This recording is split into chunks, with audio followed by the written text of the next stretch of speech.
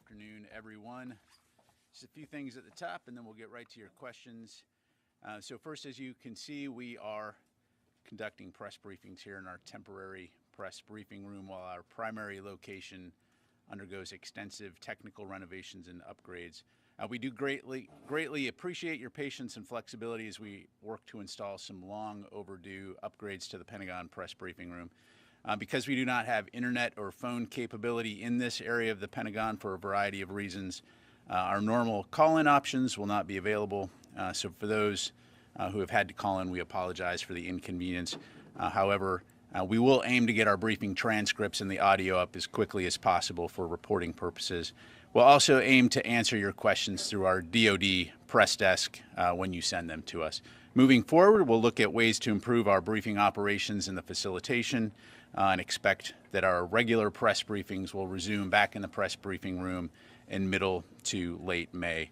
So again, we appreciate your patience and flexibility and extend our thanks to the Department of the Air Force for allowing us to use Airman's Hall as our temporary briefing home.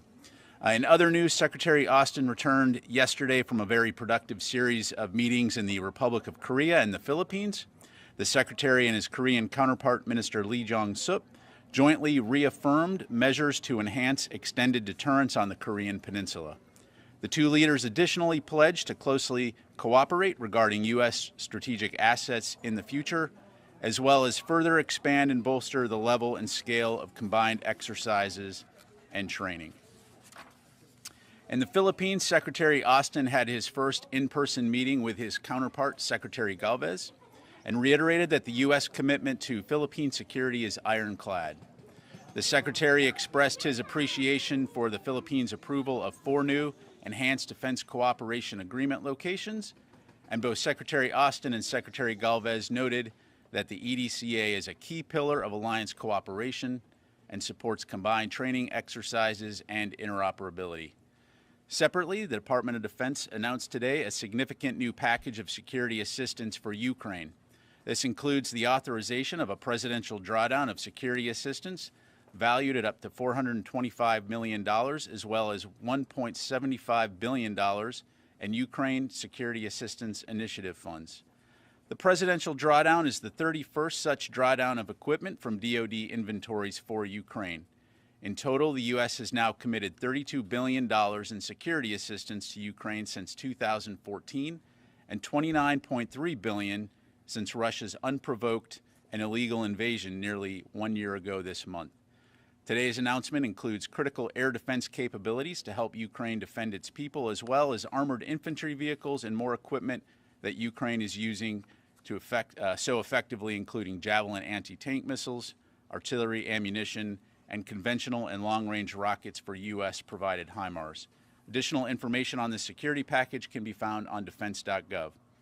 In regards to our announcement last night regarding the high-altitude surveillance balloon, I'm not going to have much new information to provide other than to say that the North American Aerospace Defense Command continues to monitor it closely.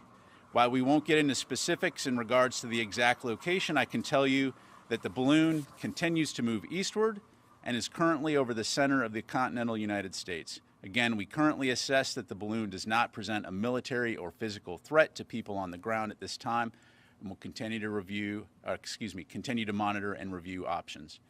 Finally, Secretary Austin will host a bilateral meeting today here in the Pentagon with Australian Deputy Prime Minister and Minister of Defense Richard Marles. The Secretary looks forward to discussing bilateral defense cooperation and our mutual security efforts within the Indo-Pacific region and beyond. A full readout of the engagement will post later today to defense.gov.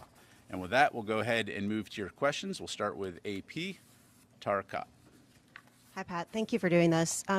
China has said this is just a weather balloon that has veered off course. Why is the Pentagon convinced that this is a surveillance balloon? And then can you give us a little bit more on the status of the balloon? You said it's in the central U.S. What state? Do you have any guidance for people as they see this balloon, or they're trying to photograph it or maybe try and interfere with it? Sure. Thanks, Tara. So first of all, we are aware of the PRC's statement. However, the fact is we know that it's a surveillance balloon, and I'm not going to be able to be more specific than that. We do know that the balloon has violated U.S. airspace and international law which is unacceptable. And so we've conveyed this directly to the PRC at multiple levels. And in terms of specific locations, I'm not going to be able to go into specific locations, again, other than to say it's moving eastward at this time. Yeah, you had a follow-up? Well, just a quick follow-up on, as people start to see the balloon, do you have any guidance for, should they try not to interfere, not photograph? So the balloon is currently assessed to be at about 60,000 feet. So again, well above the range of civilian air traffic, or where civilian air traffic would normally fly. Certainly aware that there are cameras, civilian-owned commercial cameras that could spot this balloon. In terms of guidance to folks, again, this is something that NORAD is closely monitoring. We do assess at this time that it does not pose a physical threat, as I mentioned, to people on the ground. So we'll just leave it at that. Jennifer. General Ryder, who is controlling this balloon right now? Again, we know that this is a Chinese balloon, but beyond that, I'm not going to have specifics. But is it, you say that it's moving eastward and it's over the continental U.S., it's not over Montana anymore. Is the Chinese government controlling the movement of the balloon, or is it just floating with airstreams? Thanks, Jennifer. So I'm not going to go into any specific intelligence that we may have. Again, we know this is a Chinese balloon and that it has the ability to maneuver, but I'll just leave it at that. And once it's over a body of water, will you shoot it down? Again, right now we're monitoring the situation closely, reviewing options, but beyond that, I'm not going to have any additional information. Let me go to Tony. One quickie on the balloon. Can you confirm the photos that are out there that this is not the man in the moon and that is the actual balloon? Thanks, Tony. So certainly aware of photos being posted online. I'm not going to get into the business of confirming whether or not those are, where those photos come from. Again, I can tell you that the U.S. government, NORAD, is monitoring this closely, and we will continue to review options. How close was the U.S. to was the president to ordering a shoot down of the balloon? Yeah, so again, I'm not going to get into internal discussions within the White House. Again, right now we assess that there is no threat, a physical threat or military threat to people on the ground. So we're continuing to monitor, and we'll just leave it at that. Thank you. Let me go to Janie, and then we'll go to Rio. Thanks, General. Welcome to home. I have two questions. Come on. Okay. In response to Secretary Austin's recent remarks that more U.S. strategic assets will come to the South Korea, North Korea warned of stronger provocations in the near future. What is your comment on this? Well, it's certainly not surprising given North Korea's track record of making bellicose statements. Again, what we're focused on is on preserving peace, security, and stability in the Indo-Pacific region. And so Secretary Austin's visit was an opportunity to, again, reaffirm our strong and close alliance with the Republic of Korea. And so that will remain our focus, is on working with South Korea and other nations in the region to deter aggression and ensure a free and open Indo-Pacific. One more. South Korea has announced that it will be test the high-powered monster ballistic missile with nuclear warhead level. This is a defense against North Korea's nuclear warhead. How do you agree this? I'm sorry, Janie, I missed the first part of your question. Can you repeat that? South Korea has announced that it will be test a high-powered monster ballistic missile with nuclear warhead levels. This is the defense against I don't North have anything Korea. on that. I'd refer you to the government of South Korea. Thank you. Let me go to Rio, and then I'll come back over here. Okay, thank you very much. Two questions on the Chinese balloon. So there is a speculation that Chinese balloon flew over Japanese airspace before reaching the U.S., continental U.S. Can you confirm that? I've seen those press reports. Again, as we acknowledged in our statement that we posted last night, we have seen this type of balloon activity elsewhere before, but again, I'm not going to get into intelligence, and I'm not going to have any further information to provide. Secondly, how will this incident affect the Secretary's future engagement with Chinese counterpart to maintain the open lines of the communication? I think we've been very clear that we're always open to maintaining an open line of communication with the PRC, and in that regard, nothing has changed. Thank you. Let me go to Phil, and then I'll come over to Qasim. Is the position of the balloon classified? Phil, right now, what we're not going to do is get into a hour-by-hour location of the balloon. Again, we're monitoring it closely. As I mentioned, right now, it's over the center of the continental United States. That's about as specific as I'm going to get. But I understand it might be inconvenient, but does the public not have a right to know if a balloon the public is over certainly their state? has the ability to look up in the sky and see where the balloon is. Thank you. Qasim? General, you said the balloon is maneuverable. So does that mean that it's not drifting? So the balloon is maneuverable. Clearly, it's violated U.S. airspace, and again, we've communicated that fact to the PRC. If possible, can you tell us if the balloon, when it entered the U.S. airspace, has it changed its course in any way? The balloon has changed its course, which is again why we're monitoring it, but that's about as specific as I can get. Thank you. Go to Matt. So you said at this point the balloon doesn't pose any risks to citizens. How is it that the U.S. can assess that, given that the balloon is at such an altitude, without actually getting eyes on it up close and assessing the equipment that's on board? And secondly, are there any alternatives being considered to shooting it down? Is there any option to take this balloon out of the sky intact to maybe get a better look at that equipment? Yeah. So again, this is a surveillance balloon, operating at about 60,000 feet. Clearly, we did a very close assessment in terms of what it's doing, and as I mentioned, military commanders have assessed that there is no physical or military threat to people on the ground. And so in that regard, we'll continue to monitor. In terms of way ahead, we will continue to review options, but I'm not going to have anything further to provide on that. So thank you. Ma'am. Thank you, Pat. You said that this is violating our airspace, so why not take it down?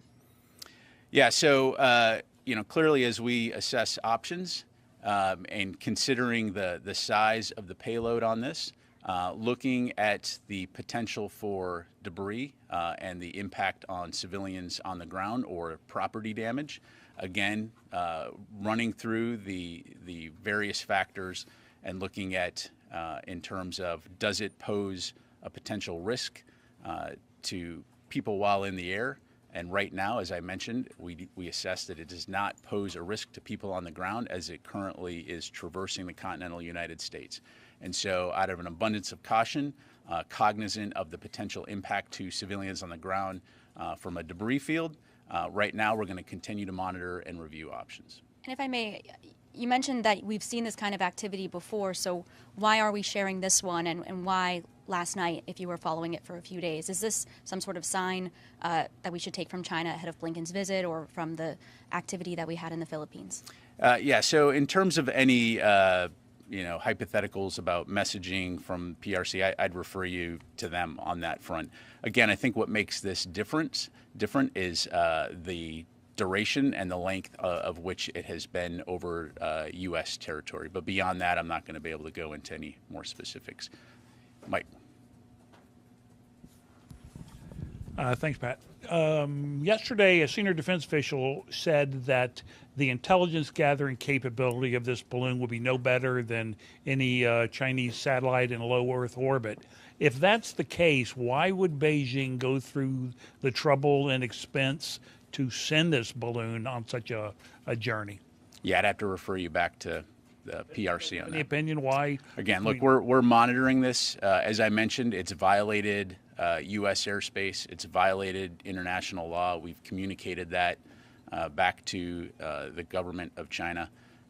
But again, I'd refer you back to China in terms of But I assume that Yeah. that the Pentagon is trying to figure this out itself. Why they're bothering to do this if they can already, if it's offering no better intelligence gathering than from a satellite, right? Yeah, again, I mean, that's a statement, not a question. So, yeah. The question mark at the end of it then. Yeah, again, I'm not going to have anything other to provide. So, ma'am. Yeah, go to her and then come back to Nancy here.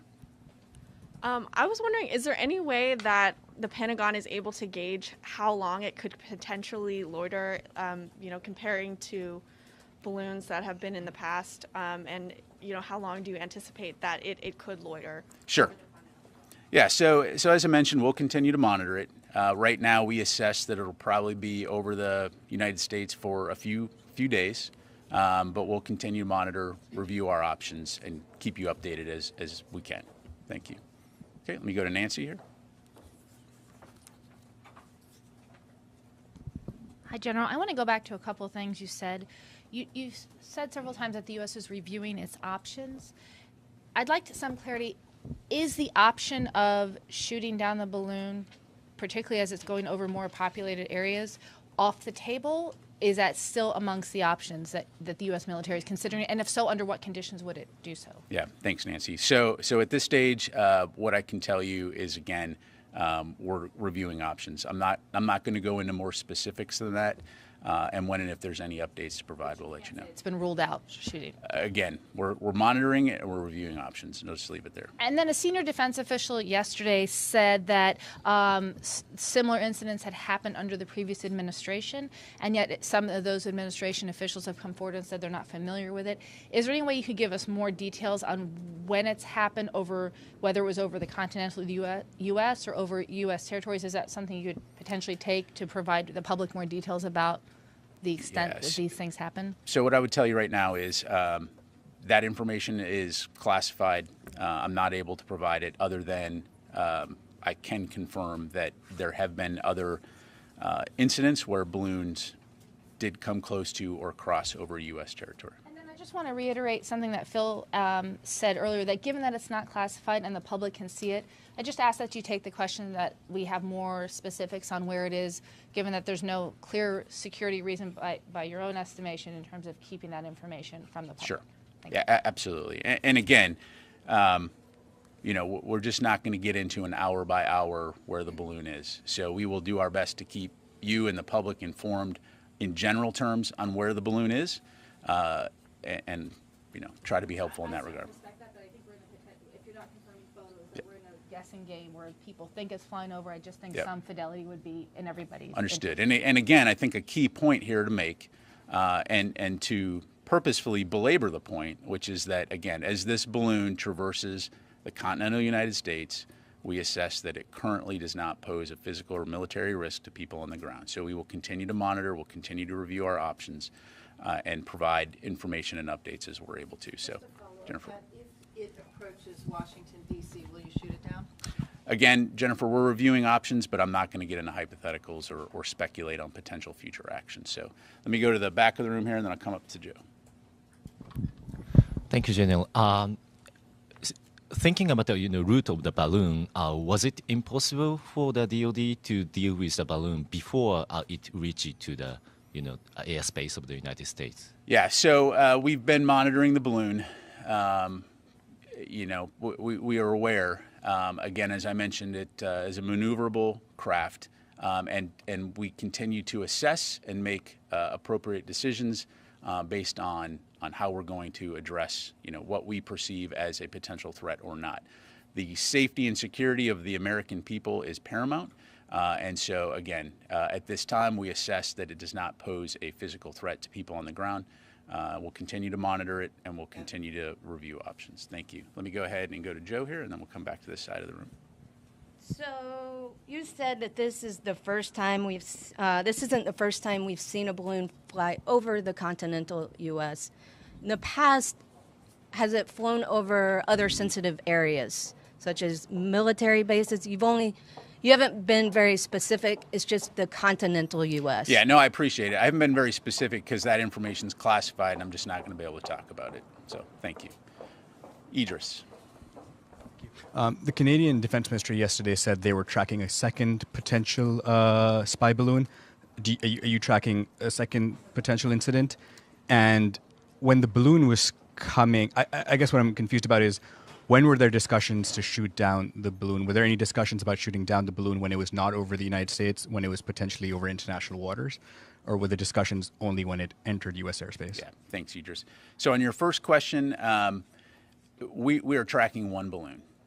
So in regards to statements by Canada, I'd refer you back to them on that.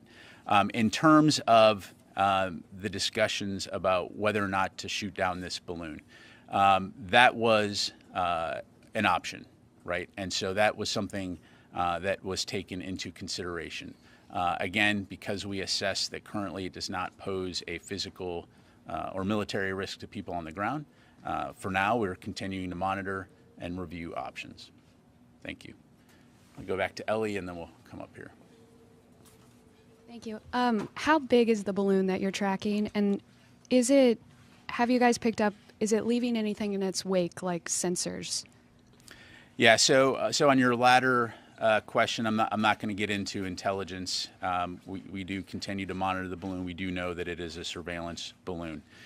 In terms of the size, I'm not able to get into the specifics other than to say that it is big enough that, again, in reviewing our approach, we do recognize that any potential debris field would be significant and potentially cause civilian injuries or deaths or significant property damage. So again, this is part of the calculus in terms of our overall assessment. But again, we'll continue to monitor it. We'll continue to review our options and keep you updated as able. Let me go here and then over to here. Thank you. Following up on the balloon question, during your conversation with the Chinese, have they indicated to you what is inside the balloon to prove the point that it's a civilian balloon or weather monitoring thing? And does that assessment differs from your assessment of what is inside the balloon, what it's trying to do? And secondly, on an India question, this week India and US launched a initiative on critical emerging technologies. This has quite a bit of defense component in it. Can you give us some more details about it and how it's going to strengthen, build up your relationship with India? Sure. On your second question, I'll have to take that because I just don't have that information in front of me. On the first question, I appreciate it. As I mentioned, we have contacted the PRC. I'm not going to get into their reaction. I'd refer you to them for that. But we have clearly communicated that this balloon is violating U.S. airspace and international law and that this is unacceptable. Thank you. Go over here and then go over here. Thank you, sir. Is the Pentagon looking at any possibility of maybe altering the course of the balloon to take it to a location where they could shoot it down in a rural area? Again, monitoring, we're reviewing options, but I'm not going to go into any further specifics. Thank you. Sir? Considering that this is a surveillance balloon, as you said, does it have ability to collect very sensitive data, given that it flies over nuclear sites in the state of Montana? Yeah, so again, I'm not going to get into intelligence. As we mentioned in our statement last night, once the balloon was detected, we acted immediately to protect against the collection of sensitive information, and I'll just leave it at that. Thank you. Phil? Is there any possibility that there's any nuclear or radioactive material aboard the balloon, or is there anything that's aboard the balloon that makes you believe that it could pose a risk if it were shot down? The short answer is no. But again, right now we do not assess that the balloon in its current configuration at approximately 60,000 feet poses a physical or military threat to people on the ground. Thank you. Joe? Ukraine question. The small diameter bomb in the latest Ukraine aid package has the potential to target Crimea. Is that the intent behind providing it now? So thanks for the question, Joe. So yes, as part of the USAI package, we will be providing ground-launched small diameter bombs to Ukraine. This gives them a longer-range capability, long-range fires capability, that will enable them, again, to conduct operations in defense of their country and to take back their sovereign territory in Russian-occupied areas. When it comes to Ukrainian plans on operations, clearly that is their decision. They are in the lead for for those. So I'm not going to talk about or speculate about potential future operations. But again, all along we've been working with them to provide them with capabilities that will enable them to be effective on the battlefield. And just as a follow-up to that, can you talk specifically about this particular group of capabilities? You know, how are they tailored to what's happening in Ukraine now? For instance, there's equipment that connects the various air defense systems. Just can you speak to why this specific package now? Yeah, sure. So, so again, it's important to look at this from a evolution standpoint in terms of adapting to the conditions on the ground. And so we've been focused on several key areas in the last few months to support Ukraine, specifically air defense capabilities, armor capabilities, long-range fires capabilities, and then combined with training in order to enable them to have the ability to conduct combined arms. And so looking at things like further enhancing and enabling their integrated air defense, which I think everyone continues to watch with horror as Russia conducts aerial bombardment on civilian targets throughout Ukraine. So working with them in those areas, but also through the combined arms training, enabling them to be able to change the equation on the front lines, not only defend their territory, but take back sovereign territory. Thank you. Tony. On that one. In the announcement, there's a one line that says precision guided rockets. Is that the ground launched? That is the ground launch small diameter bomb. Thank you. Yep. Okay, Tara.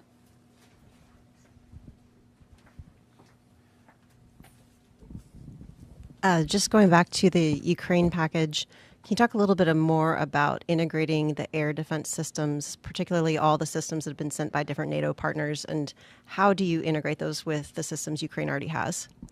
Yeah, so without going into operationally sensitive matters, broadly speaking, so a couple of things. So first of all, it's important to recognize that the Ukrainians already have done a fairly remarkable job of protecting of employing the air defense capabilities that they have. That said, we do recognize that as they take these new pieces and parts and integrate it into their system, continued support is required. And so we consult regularly with the Ukrainians and our international allies and partners on how they can best integrate those systems. So that is ongoing work. But again, they've been doing a pretty remarkable job of intercepting Russian missiles and drones. Thank you. All right, time for just a couple more. Oren? Two questions on the balloon. First, on maneuverability. Can it maneuver up and down as well as laterally? In other words, turn as well as change altitude? And in terms of tracking, how are you tracking this? Is it radar? Is it aircraft? And is it continuous tracking, or is it more intermittent than that? Yeah, thanks, Oren. So beyond saying that we are continuously tracking the balloon, I'm not going to go into the specifics in terms of how we track, other than to say that we have multiple means at our disposal to do that.